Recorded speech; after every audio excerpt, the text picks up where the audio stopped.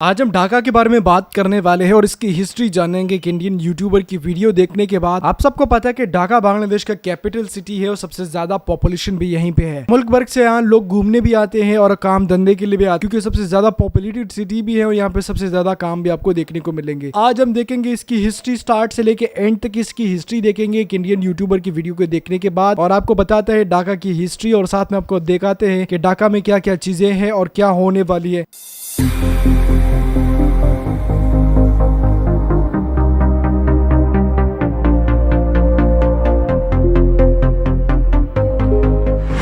दोस्तों, ये है ढाका शहर। नेपाल से निकलने वाली नदी बूढ़ी गंगा के किनारे पर बसा बांग्लादेश का एक इम्पोर्टेंट शहर। ये शहर बांग्लादेश की राजधानी होने के साथ साथ सबसे महत्वपूर्ण इंडस्ट्रियल हब और एडमिनिस्ट्रेशन सेंटर है। आज की वीडियो में शहर के इतिहास से लेकर वर्तमान में ये शहर किस मुकाम पर खड़ा है इसकी चर्चा करेंगे। एक्सप्लोर वाईआरएस के वीडियोस में एक बार फिर से स्वागत है। आपको पता है कि ढाका बांग्लादेश की राजधानी है। ढाका शहर पूरी दुनिया की लार्जेस्ट बंगाली स्पीकिंग सिटी है। ये दुनिया की 8वीं लार्जेस्ट और 10 मिलियन की ह्यूज पॉपुलेशन के साथ दुनिया की 6ठी डेंसली पॉपुलेटेड सिटी है। ढाका साउथ एशिया में मौजूद दुनिया के सबसे बड़े शहरों में से एक है। वैसे तो ये शहर पहली सदी की शुरुआत में ही बस गया था, लेकिन अर्ली मॉडर्न हिस्ट्री में 17वीं शताब्दी में ये शहर मुगलों की बंगाल प्रोविंस की आर्थिक राजधानी बना रहा। इसके बाद ब्रिटिश शासन के दौरान भी इस शहर के अंदर बेइंतहा डेवलपमेंट देखने को मिला। अंग्रेजों ने पहली बार शहर में रेल लाइनें, बिजली के connection, water supply, western educational universities लाकर इसको मेजर एडमिनिस्ट्रेटिव और एजुकेशनल हब के रूप में डेवलप किया। इंडियन सब कॉन्टिनेंट में ब्रिटिश रूल के खत्म हो जाने के बाद इसको ईस्ट पाकिस्तान की राजधानी बना दिया गया, लेकिन 1971 की बांग्लादेश लिबरेशन वॉर के बाद ये शहर इंडिपेंडेंट बांग्लादेश की राजधानी बना दिया गया। आज के समय में बांग्लादेश गवर्नमेंट सीट होने के साथ साथ बड़ी बड़ी कंपनियों और एजुकेशन सेंटर्स के साथ ढाका एक ग्लोबल सिटी के रूप में उभरा है। पूरी बांग्लादेशी इकोनॉमी की कमाई का 35% हिस्सा अकेले इस शहर से आता है। ढाका स्टॉक एक्सचेंज में 750 बड़ी कंपनियां शामिल हैं। ये शहर अपने बंगाली त्योहारों, इनके लाजवाब खानों और रंग बिरंगी कश्ती और ऑटो रिक्शा की वजह से जाना जाता है। इसके अलावा Bangladesh silk, cotton, textile, steel और एग्रीकल्चर के लिए भी पॉपुलर है। आइए अब जानते हैं ढाका के बारे में कुछ ऐसे फैक्ट्स जिसे दुनिया की दूसरी सिटीज से अलग बनाते हैं। इस शहर का यातायात 4 लाख ऑटो रिक्शा और बाइक साइकिल रिक्शा पर टिका हुआ है, जिसकी वजह से इसको दुनिया की रिक्शा कैपिटल कहा जाता है। ढाका को दुनिया की ट्रैफिक जैम सिटी भी कहा जाता है। 2011 की सरकारी रिपोर्ट के अकॉर्डिंग यहाँ हर रोज 7 घंटे जाम लगा रहता है। ढाका के लोग क्रिकेट के पुजारी माने जाते हैं। ढाका शहर में ही नेशनल लेवल का स्टेडियम मौजूद है और बांग्लादेश की टीम में खेलने वाले खिलाड़ी ढाका में ही रहते हैं।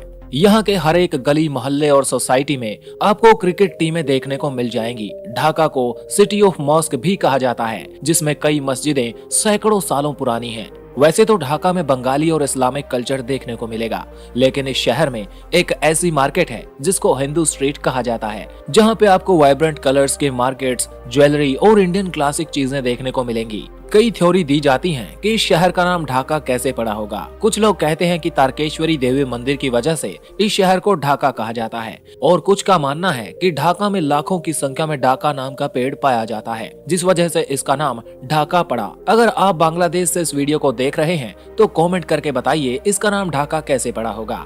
अब बात करते हैं ढाका में घूमने की जगहों के बारे में। लाल बाग फोर्ट 17वीं शताब्दी में बनाया गया। इसको मुगल सूबेदार आजम शाह द्वारा साल 1678 में बनाना शुरू किया गया। इसके आसपास आप इस शहर का लोकल फूड ट्राई कर सकते हैं। ये किला ओल्ड ढाका सिटी की मेजर अट्रैक्शंस में से एक है। अगला है बांग्लादेश नेशनल म्यूजियम। इस म्यूजियम में ढाका शहर कब बसा इसके बारे में जानकारी देखने को मिलती है। ढाका और बांग्लादेश से रिलेटेड कुछ ऐसी चीजें भी रखी हैं जो बांग्लादेश लिबरेशन के समय मीठी और कड़वी यादों का आईना बनी हुई हैं। नंबर 3 पर है ढाकेश्वरी टेम्पल।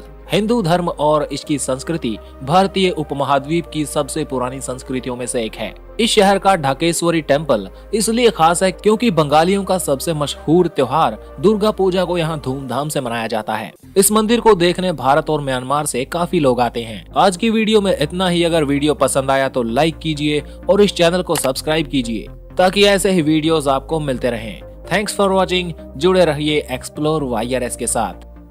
ढाका सिटी की वीडियो थी, ढाका की हिस्ट्री के बारे में बताई थी और किस तरीके से ढाका थी, कहां से स्टार्ट हुई थी और कहां से इसकी हिस्ट्री एंड होती है। शुरुआत में अगर हम देखते हैं ब्रिटिश के दौर में, तो ब्रिटिश के दौर में ढाका सिटी जो थी वो उनके कंट्रोल में थी। ढाका सिटी नहीं बल्कि पूरा का पूरा हिंदुस्तान, पाकिस्तान और बांग्लादेश, ये तीनों मुल्क उनके कंट्रोल में थे। उनके टाइम पे यहाँ पे हॉस्पिटल बने और यूनिवर्सिटीज बनी, रेलवे लाइन बने, ट्रैक्स बने, बाकी सारी चीजें बनी। ब्रिटिश के जाने के बाद ये बना पाकिस्तान का, ईस्ट पाकिस्तान का ये कैपिटल। ईस्ट पाकिस्तान के टाइम पे आपको पता है कि ये पाकिस्तान हुआ करता था, वहां और यहाँ का पाकिस्तान अलग अलग पाकिस्तान थे और ये उसका कैपिटल होता था। बट 1971 की लड़ाई के बाद, लिबरेशन वॉर के बाद जो है वो ये बांग्लादेश का कैपिटल सिटी बना। अगर इस कैपिटल सिटी की बात करें तो बांग्लादेश में सबसे ज्यादा पॉपुलेशन यहीं पे रहती है, सबसे ज्यादा लोग यहीं पे रहते हैं और सबसे ज्यादा रहने के बाद यहाँ पे आपको ज्यादा सहूलियात भी देखने को मिलती है, जैसे कि ढाका मेट्रो ट्रेन हो गया, मेट्रो बस हो गया, बाकी सहूलियात आपको देखने को मिल रही है, ट्रेन सिस्टम आपको यहाँ पे देखने को मिल रहा है, मेट्रो बसेस वगैरह, ये सारी सहूलियात आपको। ये सिटी बांग्लादेश की इकोनॉमी के अंदर 35% का जीडीपी का हिस्सेदार है। 35% सिर्फ यहीं से जाती है, बाकी